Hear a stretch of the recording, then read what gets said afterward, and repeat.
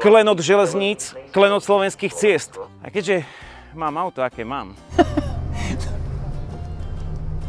Kokos! Náhodou, Joža, neuvidíme? A kde si, Fúko? Méďak. Nie. Toto nemám šancu predbiehať.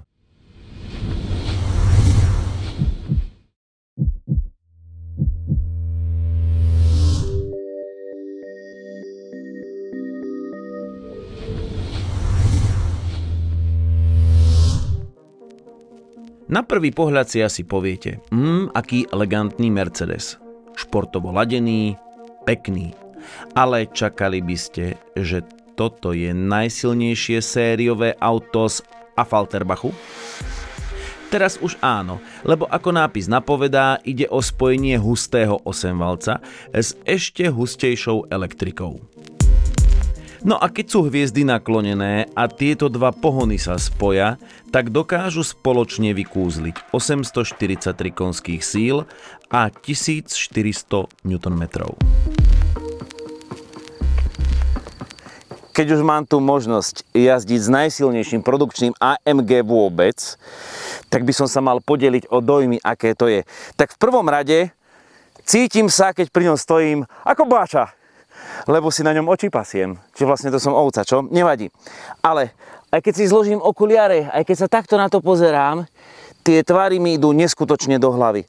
A páči sa mi, že AMG môže byť pestrofarebné. Že nemusí byť iba strieborné, alebo čierne, alebo biele, že je farebné. A väčšina z tých, ktorí takto obdivovali to auto, že Rasťo, to čo máš, tak odpadávali aj z toho farebného vyhotovenia. Je to auto, na ktorom naozaj nechávame oči a klobúk dole, ako je krásne urobené s odkazom na históriu. A keď už sme pri tej histórii, tak to má úžasnú spojitosť. To, že nejaké športové auto s výkonom 843 koní má 4 dverí, nejakú splývajúcu zadnú časť a je to veľké, dlhánske, ťažké. To sa vôbec nebije s odkazom histórie, pretože toto tu už raz bolo v roku 1971. Keď Mercedes 300 SL upravený malou firmou AMG prišiel na 24-hodinovku do SPA, všetci naň ukazovali prstom, pohrdali a smiali sa. A prečo nováčik na štarte v záplave klasických športových aut upútal pozornosť? Lebo to bola iba upravená V109. Štvordverový sedan s 2,8-metrovým rázvorom a 4-stupňovým automatom. Hoci ho tvorcovia Hans-Werner Aufrecht a Erhard Melcher odľahčili o skoro 200 kg, stále vážil 1635 kg. Dokonca mal aj vzduchové pruženie, ale po úprave vrtané kotúče a inú geometriu podvozka. Keďže Mercedes silné 8-valce s manuálom nevyrábal, ostal v sedane automat, ale výkon náramne stúpol. Pôvodný 6,3 litrový motor prevrtali na 6,8 litra a výkon stúpol zo sériových 250 koní na 428 koní a krútiak na 620 Nm. Potom sa nemôžeme čudovať, že rýchly sedan dával v roku 1971 stovku za 4,8 sekundy a dosahoval maximálku 265 km za hodinu. A čo je najpodstatnejšie, v celkovom poradí 24-hodinovky došiel na 2. mieste a s prehľadom vyhral triedu. Toto bol zrod čoraz hlbšej spolupráce AMG a Mercedesu, ktorá po 10 ročiach skončila vzájomným splynutím oboch firiem. A kým páni Aufrecht a Melcher museli v tom pôvodnom AMG prasati vytiahnuť umeloblatníky, teraz je to už súčasťou dizajnu. Ako by to bol atlet prikrčený, široké ramená a dozadu presne ten trojuholník a potom možno taký uší zadok. Celé to splýva v aerodynamike. Aj prvé AMG prasa malo uhladené nárazníky, v podstate z nich nič nevyčnievalo, ale ja mám rád, ak nám tu niečo vyčnieva a priznám sa, že častokrát som urobil tento drobný tuning v meste, že som si to takto zdvihol. Áno, v závislosti od rýchlosti, brzdenia, to krídlo sa vie tak našuchoriť. A to už jedno v tej živočíšnej ríši, či budeme hľadať moriaka alebo iné zviera. Vždy chce zväčšiť svoj objem, naznačiť. A toto, keď už máme aj tú farbu, tak mi to pripomína takého ridgebacka, ktorý má úzky chrbát a sa mu tak akože naježí srsť. A mi sa normálne ježia teraz chlpy na rukách, keď rozprávam o aute, ktoré takto nádherne vyzerá. A pritom opisujem to ako takú novinku a taká zázračná novinka to nie je, čo sa týka karosérie a toho GT 4-door AMG Coupé. Bol som na premiére v Košiciach, keď to uvádzali. Aj tam prišlo, že 63 AMG S. Ale teraz je tam to e-performance. A ako to rozoznáme? No, veľmi jednoducho. Lebo sú tu ďalšie dvercia, za ktorými je AC-čková zásuvka. A v tomto prípade asi nebudeme hľadať nejaké rekordy v rýchlosti nabíjania, to vôbec. Aj ono, tá plug-in hybridnosť je tu taká, no, nejaká. Samotnou kapacitou neveľká 6,1 kWh batéria má AC nabíjací vstup a maximálne pustí nabíjací výkon tak do 3,8 kW, čiže na wallboxe by ste získavali 12 km jazdy asi 2 hodiny. Táto zásuvka je tam zrejme len preto, aby sa GT C63 AMG SE Performance mohlo volať plug-in hybridom. Hlavný účel superbatérie vyvinutej priamo v dielňach AMG je úplne iný než dojazd v meste. Batéria s 560 článkov, uložená za zadným samosvorným diferenciálom, musí pri dynamickej jazde extrémne rýchlo uložiť energiu a bleskovo vydať a nesmie sa pritom prehrievať alebo degradovať. Preto ide chladiaca zmes okolo každého článku a nie len v obale. 14 litrová náplň zmesi efektívne odvádza teplo. V naozaj strmom stúpaní na šachtičky som batériu zámerne vybíjal v čisto elektrickom režime. Vtedy auto poháňa iba zadný elektromotor so špičkovým výkonom 150 kW. Po 10 sekundách takého trvalého zaťaženia na maximum klesne výkon na 70 kW a ten pokles pri držaní plynu bolo vidieť aj v kopci pri čisto elektrickej jazde. Elektrické maximum si motor necháva pre športový režim. Viac ma však zaujímala rekuperácia, ktorej úroveň môžem meniť aj týmto otočným ovládačom. Pri maximálnej rekuperácii 2380 kW AMG GT dole šachtičkami dokážete zastaviť. Taký silný je ten rekuperačný účinok. Práve rekuperácia a extrémne rýchle dobíjanie batérie má šetriť na okruhu brzdy. Pri nepretekárskej jazde sa maximálna úroveň rekuperácie dole zo šachtičiek pohybovala tak na 60 kW. Avšak bežne stačilo na brzdenie a trvalé udržiavanie príjemnej jazdy 20 kW. V každom prípade, dlhým zjazdom z podobného kopca by mi stačilo na nabitie nejakých 8 km a batériu by som nafutroval za 10 minút. A to je podstatne iné než 2 hodiny na AC-čkovej nabíjačke. No a brzdeniu okrem rekuperácie pomáha aj extra masívne krídlo. Tak ale sa nečudujem, pri maximálnej rýchlosti 316 km za hodinu to musí niečo vydržať. A potom zase pri brzdení to pomáhať. Na to brzdenie existuje viac spôsobov. Krídlo vo vysokej rýchlosti, potom rekuperácia, keď si dáte v podstate tú i-pedálovú funkciu, skoro až zastavíte, ale nie z maximálnej rýchlosti. Na to už treba poriadne brzdy. A vzadu sú karbon keramiky, ako sa patrí. Tie majú priemer 380 mm. Ale tie predné, to už je taký tanier na jumbo pizzu, priemer 420 mm. A niekto mi hovoril, Rasťo, počúvaj, ale tie kotúče sú už popraskané, to asi nie je dobre. No to je dôkaz, že tu máš karbon keramiku. No a keď máš takéto auto, tak už aj disky si dáš do keramiky. Ináč toto sú také plastové kruhy, ktoré zvýrazňujú dizajn, možno majú aj aerodynamickú funkciu. Mne to pripomína možno takú trošku históriu.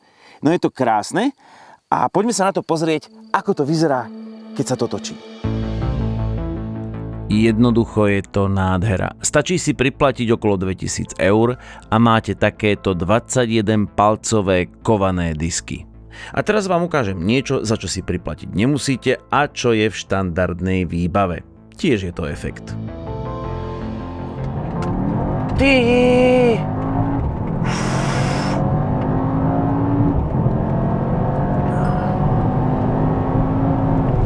To 192 bolo.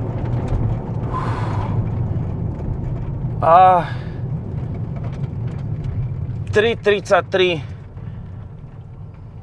Ale aj to je slušné. Ono predsa to tu trošku podhrablo. A 0,167,41. Toto je vozidlo z kategórie, kedy vidíte to obrovské zrýchlenie už pri čelnom pohľade.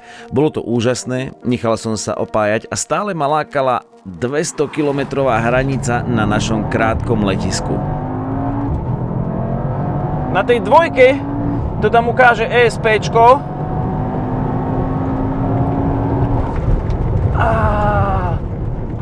199.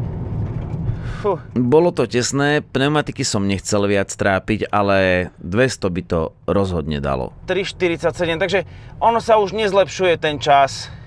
Takže 2,9 by to chcelo možno inú priľnavosť, ale aj toto je veľmi slušné.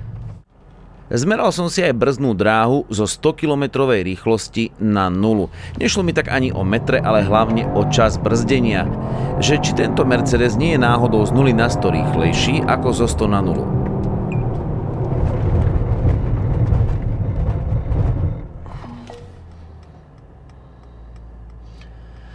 36 metrov, to nie je zlé. 2,97 som brzdil. No, z toho jasne vyplýva, že keby sa mi podarilo dosiahnuť fabrikou udávané zrýchlenie z 0 na 100, tak by to bolo rovnako rýchle ako takéto zastavenie. Musím ho nechať vyvetrať a ja som dostal zabrať, ale robilo mi dobre to zrýchlenie, odkrvenie. Bolo to veľmi príjemné a viem si predstaviť, že niekoho to baví, hoci ja nie som úplný rovinkár. Ja som taký naklonený rovinkár, lebo ma baví G-top, to znamená porovnávanie zrýchlenia na rovine a v kopci.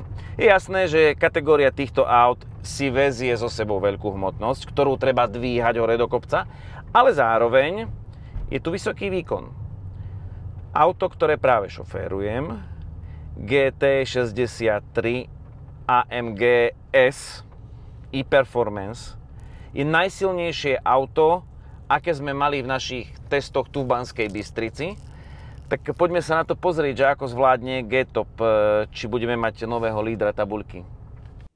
Pre nových divákov Garáž TV iba pripomeniem, že G-top je porovnanie zrýchlenia z 50 na 100 na rovine a potom v tomto kopci za Selcami. To znamená, prídem za tabuľu obce, ustálim sa na nejakej rýchlosti okolo 45 km za hodinu a potom tomu udriem po 100 km rýchlosť. Vidíte, že to bolo vybavené už dávno. A aký bol ten G-top, ten pomer? Rekord nepadol, pretože je to 1,16 a máme tam aj lepší pomer. Avšak pozeráte sa na auto, ktoré zlomilo naše doterajšie rekordy v časoch na rovine a v kopci. Na rovine 2,03 a v kopci 2,36 sekundy z 50 na 100. A pozrite sa na ten maximálny záprah. Elektrika 153 kW a 319 Nm a spaľovací motor v tejto chvíli pri stovke vyvíja 472 kW a 855 Nm. Klobúk dole, hoci ten pomer predsa len asi pri tej hmotnosti nebol úplne ideálny a najrýchlejší, ale časy boli najrýchlejšie.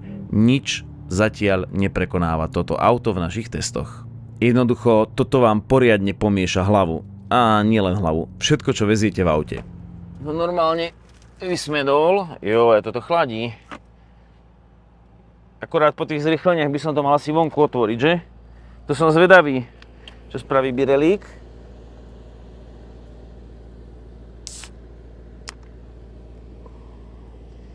To som asi čakal takto, že to dopadne. Lebo pomiešalo sa aj v mojej hlave. Auto je to parádne, volant má dobré kruhové ovládače, ale to dotykové je strašné hore. Sedadlá aktívne, priťahujú, ale nie je to moja šálka kávy. Ale to neznamená, že niekoho aktívne sedadlá s dynamickým podopieraním v zákrutách nepotešia. Vyzerajú krásne, na dotyk sú príjemné a vyzdobené. Akurát sú príliš aktívne na môj vkus. A toto je luxusný kokpit s AMG výzdobou a na pohľad krásnym volantom, s kožou napa a úžasne tvarovaným vencom. Túto dotykovú plochu nemám rád, ale to už je obohratá pesnička. A k neočakávanému prepínaniu dochádza aj vtedy, ak idete rukou do priehradky a šuchnete o ovládač. A ako to v týchto nových kokpitoch býva, jednu dotykovú plochu strieda druhá. Za to pri týchto prepínačoch sa vám to nestane. Tak nakonfigurujem si AMG GT63 SI Performance podľa svojho gusta a ešte ho trošku prevetrám. Nie po rovinke, ale pekne medzi kuželmi. Garážisti, nemôžeme nejak robiť nejaké jazdy, ale mne by to bolo ľúto, ako keby minúť možno tú našu rýchlostku. Vždy sú tu 3 pokusy a dosť, nejaký tréning. Tak ja som len tak akože sa zľahka previezol, dáme si jeden pokus. To možno určí to smerovanie, nebudeme to asi považovať za nejaký čas, lebo pri týchto silných autách vždy ten čas sa posúva k lepšiemu. Ale chcem vedieť, ako sa to ovláda, čiže jedno kolo, aby sa tie pneumatiky nedrali. Potom sa za mňa prihovorte. No dobre. Máme tam race režim, tak skúsime aj nejaký štartík.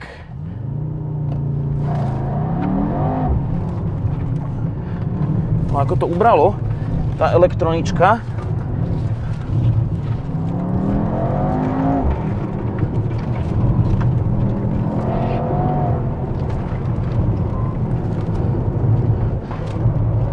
Potenciál by bol.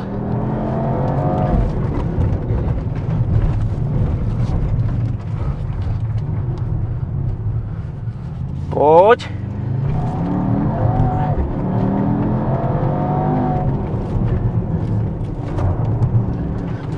Za mňa by bolo to SP vypnúť, ale na prvú šupu som sa bál.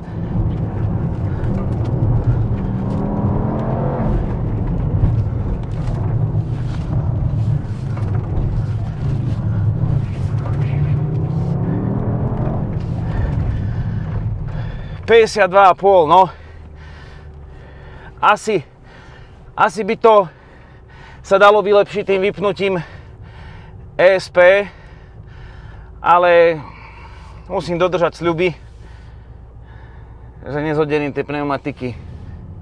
Je to drsný asfalt. Ja som cítil, že toto keby sa odistilo, aj keď neviem, či by som, ale sekundu by som dal dole, no. Tu 1,5 sekundu na elektrické AMG, lebo to som išiel 3-krát a tam presne bol ten taký skok. Toto potrebuje pretekárskú dráhu, pretekársky okruh, na to také prvé zoznámenie. Viem si predstaviť, že toto je to GTčko, s ktorým jazdíte po Európe, na tom okruhu sa zastavíte na tom. Ale keď už budete chcieť rásť na okruhu, tak to treba, ja neviem, ísť k Šenkýžovi, prenajať si nejaké pretekárske auto a kauča. Ale na zážitok je toto auto stavané. Ako sa hovorí, aká krajina, taký pretekársky tunel. A hoci je Šport Plus ešte stále miernejší ako race režim, na vlhkej ceste obrie pneumatiky ostrý štart neprenesú. To musí okamžite tá elektronika zrušiť. Drží to a potom sa to nadýchne. A trvá nejaký čas, kým sa trakcia obnoví. A to je neskutočná sila a technológia. Teraz som dosiahol s preplneným 8-válcom na 900 Nm a 442 kW. A k tomu treba ešte prirátať zadný elektromotor s dvojstupňovou prevodovkou. Dvojku si elektromotor hodí až pri rýchlosti 140 km za hodinu. Teraz mu bude 13 500 otáčok stačiť s vysokou rezervou. Tak si tu jazdím hore-dole a testujem, ako sa bude držať batéria. A zdá sa, že pri brzdeniach sa vždy stíha dobiť. No a napríklad na tomto type cesty a pri takomto hobby jazdení vždy dlhšie brzdím a uberám, než pridávam. A pozrite, teraz sa elektromotor zmenil na generátor s výkonom 112 kW. Ešte pripomeniem, že tento hybrid sa vymyká bežným pluginom aj systémom štvorkolky. Hoci je vzadu elektromotor, s predkom ho nespájajú káble, ale kardan. Čiže aj keď idem na čistú elektriku, mám k dispozícii štvorkolku od zadného elektromotora, lebo zozadu sa vie výkon preniesť aj dopredu. A zase potom naopak, keď je to treba, tak benzínový 8-valec vie poslať paru dozadu. Pozerám, že pri akcelerácii mi zatiaľ elektromotor neposkytol viac ako 119 kW, pritom jeho maximum je 150 kW, ale zrejme elektronika rozhodne, kedy dá zo seba maximum.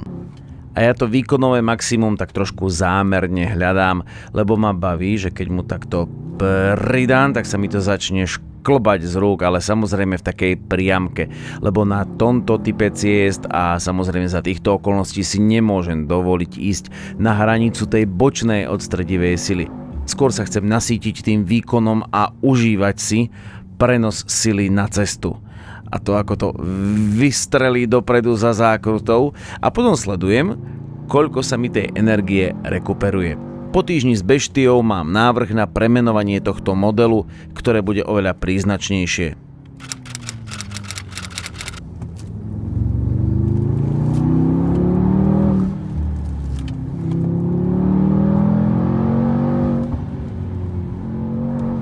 Užil som si noblesnú jazdu v noblesnom aute a som rád, že ho mám na zozname. Že som sa mohol posadiť za volant a vychutnať si ten obrovský výkon. Koniec koncov je to jedno z najvýkonnejších aut, aké som mal kedy v rukách. Je to výsledok ľudského umu a zdá sa mi, že skôr prezentácia automobilovej techniky, to, čo sa dokáže urobiť v automobilovom svete, než nejaká reálna potreba.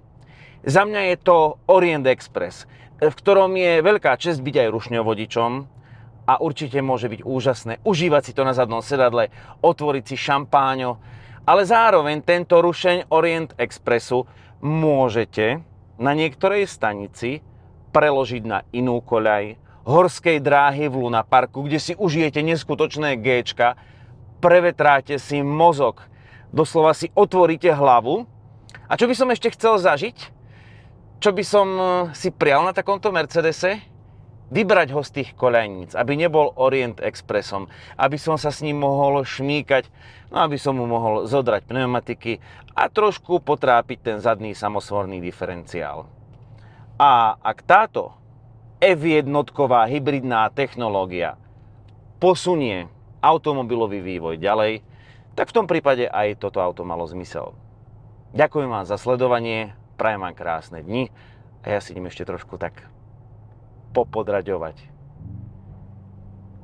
Vidíte to zaujímavé spojenie super hybrid so super 8-valcom. Trošku si odozdávajú štafetu. Čaute. Mňa asi... Dnes sa na cestách ponáhľa každý. Takmer. Ste nevedeli, že ja pretekám so šúkom dnes? Auto potrebuje cez Šturec nastúpať o takmer rovných 200 výškových metrov viac. A ten chlapčisko, on má v živote také šťastie. Jemu všetko takto padne. Niekde teda nad nami počujem kvílenie pneumatiky. To nie je šanca, aby som si na tomto vlhkom Šturci a ešte dole kopcom zapol S plus režim. Šmíka. Čo bude rýchlejšie, vlak alebo auto? Náš nový špeciál nájdete na Garáž TV, stačí kliknúť a uvidíte preteky dvoch legendárnych ciest.